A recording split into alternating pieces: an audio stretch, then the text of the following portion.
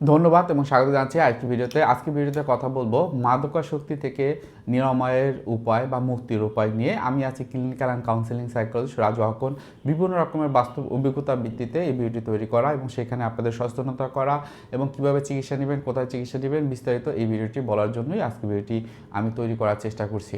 অনেক সময় মাদকাসক্তি একটা ক্রনিক সাইকোটিক ফিচার হিসেবে আসে। অনেক সময় মাদকাসক্ত ব্যক্তি বিভিন্ন ধরনের সাইকোটিক ফিচার, অনেক সময় তাদের সিজোফ্রেনিয়ার বিভিন্ন রকমের লক্ষণ, ডিলিউশন, হ্যালুসিনেশন অথবা বাইপোলার মুড ডিসঅর্ডার হয়।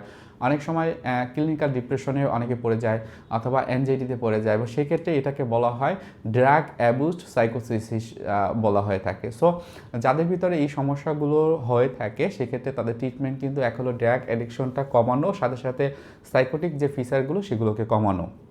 এখন এখান থেকে যদি আপনি বের হতে চান তাহলে কিছু বিষয় আপনাকে মাথায় রাখতে হবে। প্রথমত নিজের মানসিক প্রস্তুতি বা সিদ্ধান্ত নেওয়াটাই সব থেকে উত্তম এবং গুরুত্বপূর্ণ। মনে রাখবেন এটা একটা সমস্যা এবং সমস্যাটা স্বীকার করাটাই হলো এই চিকিৎসার প্রথম পদক্ষেপ। অনেক সময় দেখা যায় যে পিতামাতা বা নিজে এটাকে অ্যাকসেপ্ট করে না, এটা কোনো সমস্যা না, আমি চাইলেই যে কোনো সময় বন্ধ করতে পারি, আমার কিছু খারাপ সময় যাচ্ছে এই জন্য নিচ্ছি। একদমই এই কথাগুলোর কোনো ভ্যালু নেই, কারণ এর চিকিৎসা আছে, চিকিৎসা নেওয়ার দরকার হবে। কারণ আজকে আপনি যতটুকু ভালো আছেন পরবর্তীতে আপনার খারাপ থাকার পরিমাণটা আস্তে আস্তে বৃদ্ধি পাওয়ার সম্ভাবনা থাকবে। সো এই ক্ষেত্রে এটাকে অ্যাকসেপ্ট করা। দ্বিতীয় স্টেজে হলো দৃঢ় প্রতিজ্ঞা। আপনার এখান থেকে বের হয়ে আসতে হবে। বিভিন্ন কষ্টের মুখোমুখি হলেও বের হওয়াটাই স্বাভাবিকভাবে মেনে নেওয়া।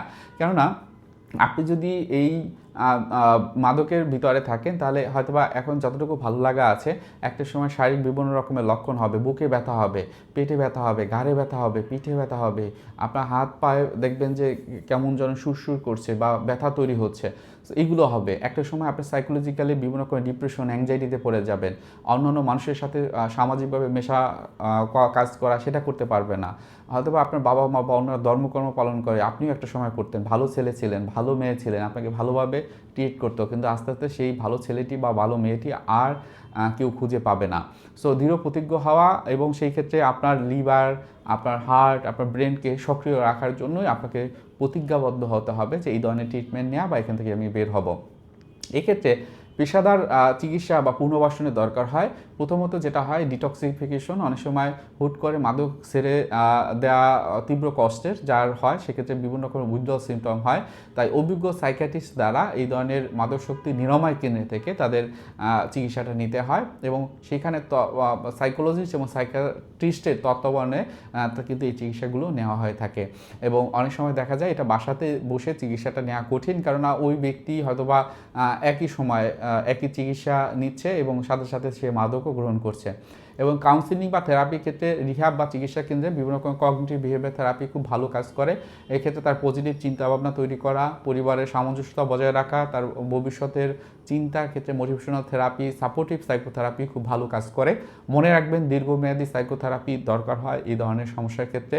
আপনারা হয়তো বা মনে করবেন যে এটা খুব শীঘ্রই আপনি একদম সব সমস্যার সমাধান করবেন, সেটা কিন্তু অবশ্যই মেডিকেল সায়েন্সে বলে না। সেই ক্ষেত্রে প্রপার ওয়েতে ট্রিটমেন্টটা নিতে হয়। এছাড়াও জীবনযাত্রার পরিবর্তন এবং পুনর্বাসনের কথা যদি বলা হয়, নেতিবাচক সঙ্গ, যেই বন্ধুবান্ধব, আত্মীয় স্বজন, যেই পরিবেশ বা যে পরিস্থিতিতে গেলে মাদক নেওয়ার একটা ক্রেভিং ওঠে সেটা দূরে রাখা, সেখানে না যাওয়া, তাদের সাথে না মেশা।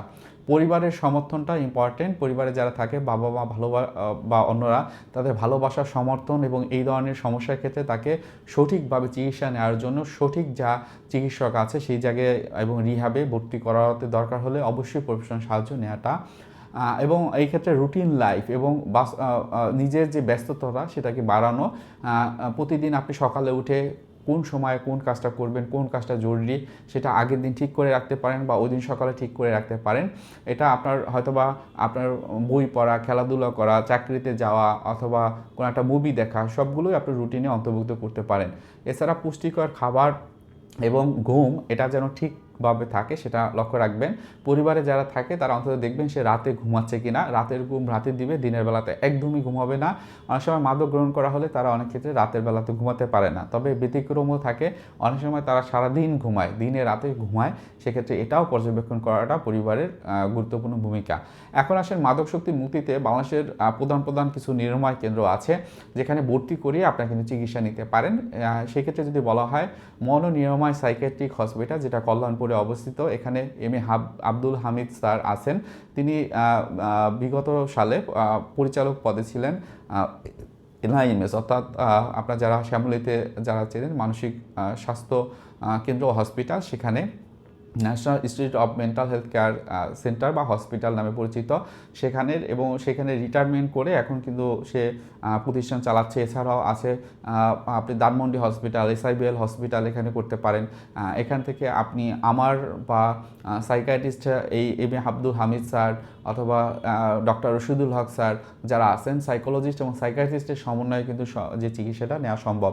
এবং সেই ক্ষেত্রে অবশ্যই আপনাদের উদ্দেশ্যে বলছি, প্রথমেই একটা অনলাইন অ্যাপয়েন্টমেন্ট নেবেন এবং সেই জায়গাটাতে আপনার বিস্তারিত জেনে আপনি কী ধরনের ট্রিটমেন্ট নিতে হবে, কোথায় ট্রিটমেন্ট নিলে ভালো হবে, সেই বিষয়গুলো বিস্তারিত আপনারা জানতে পারবেন আমার সাথে আপনি হোয়াটসঅ্যাপ বা অন্য ভিডিও কলের মাধ্যমে। সেক্ষেত্রে একটা অ্যাপয়েন্টমেন্ট নিয়ে নির্দিষ্ট সময় আপনাদেরকে সময় দিয়ে কথা বলতে পারবো এবং আপনারা বিষয়গুলো শেয়ার করতে পারবেন। এছাড়াও মাদকাসক্তির অন্যান্য বিভিন্ন কেন্দ্র আছে, যেমন কেন্দ্রীয় মাদকাসক্তি নিরাময় কেন্দ্র, যেটা সরকারি ক্ষেত্রে অনেকে বলা হয়, ঢাকা তেজগাঁয়ে অবস্থিত।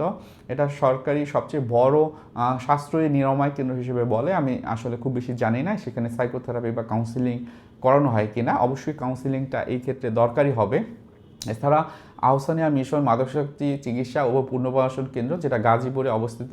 যশোর সহ বেশ কয়েকটা শাখা এর রয়েছে। নারীদের জন্য এদের আধুনিক পুনর্বাসনের ব্যবস্থা কিন্তু করা হয়ে থাকে। এছাড়াও বারাকা আছে, সাভারে অবস্থিত। এটা অত্যন্ত পরিচিত এবং অভিজ্ঞ মাদকাসক্তি নিরাময় এবং পুনর্বাসন কেন্দ্র হিসেবে জানে, যদিও এই বিষয়গুলো সম্পর্কে আমার খুব বেশি ধারণা নেই। এছাড়াও আপনি সরকারি প্রতিষ্ঠান যেমন আছে, ঢাকাতে থাকলে ঢাকা মেডিকেল কলেজ হাসপাতালে দেওয়া হয়, স্যার সলিমুল্লাহ মেডিকেল কলেজে আছে। এছাড়াও এনআইএমএস আছে, national institute of mental health care centre বা হসপিটাল, যেটা হলো শ্যামলীতে অবস্থিত। এছাড়াও পাবনা মানসিক হাসপাতালেও আপনারা হয়তো চিকিৎসা নিতে পারেন, কিন্তু এই বিষয়টা আপনাদের নিজেদের রেসপন্সিবিলিটি নিয়ে করতে হবে। সেখানে সাইকোলজিস্ট আছে কিনা এবং সাইকিয়াট্রিক ট্রিটমেন্ট এবং সাইকোলজিক্যাল যে ট্রিটমেন্ট অর্থাৎ সাইকোথেরাপি সেটা নেওয়া হয় কিনা সেটা আপনাদের খেয়াল রাখতে হবে। মনে রাখবেন, মাদকের ক্ষেত্রে আমরা অবশ্যই একদম না বলবো। মাদকে কখনো গ্রহণ করা বা মাদকাসক্ত ব্যক্তিকে খারাপভাবে না দেখে বরং তাকে ভালোবাসার আদরে যদি আমরা বাঁধতে পারি, তাহলে সেও একটা সময় প্রোডাক্টিভ হতে পারে। আপনি যদি তার জন্য কিছু ইনিশিয়েটিভ নেন, সে যদি চিকিৎসায় আসতে পারে এবং চিকিৎসা নেয়, তাহলে কিন্তু সে সম্পূর্ণভাবে ভালো হতে পারে। তার সাইকোলজিক্যাল যদি সমস্যা থাকে সেগুলো সমাধান হবে। আপনাদের নিজেদের ভিতরে যদি সমস্যা হয়, সেক্ষেত্রে কাপল কাউন্সিলিং বা জয়েন্ট কাউন্সিলিং দেওয়ার দরকার হয়। অনেক সময় ব্যক্তিকে কাউন্সিলিংয়ে নিয়েও অনেক সময় তার সিবিটি বা কগনিটিভ বিহেভিয়ার থেরাপির মাধ্যমে কিছু মনের অবস্থা, নেতিবাচক চিন্তা, ধ্যান ধারণা, সেগুলোকে পরিবর্তন করার জন্য খুব ভালো কাজ করে। সো মনে রাখবেন, যদি আপনার মাদকাসক্ত ব্যক্তি নিজে চিকিৎসায় না আসতে চায়, তাহলে পরিবারে যারা আছেন তারা অন্তত এই চিকিৎসা কীভাবে নেবেন, কোথায় নেবেন, সেই বিষয়গুলোর জন্য আপনারা কোনো সাইকোলজিস্টের কাছে গিয়ে প্রথমেই হলো কিন্তু এই বিষয়গুলো জানতে পারেন এবং নির্দিষ্ট ওয়েতে আস্তে আস্তে আপনার চিকিৎসাটা নিতে পারেন। সো সবাই ভালো থাকবেন। আপনার কোনো বিষয় যদি জানানো থাকে তাহলে এই ভিডিও কমেন্টে জানাবেন। ভালো থাকবেন। আসসালামু আলাইকুম।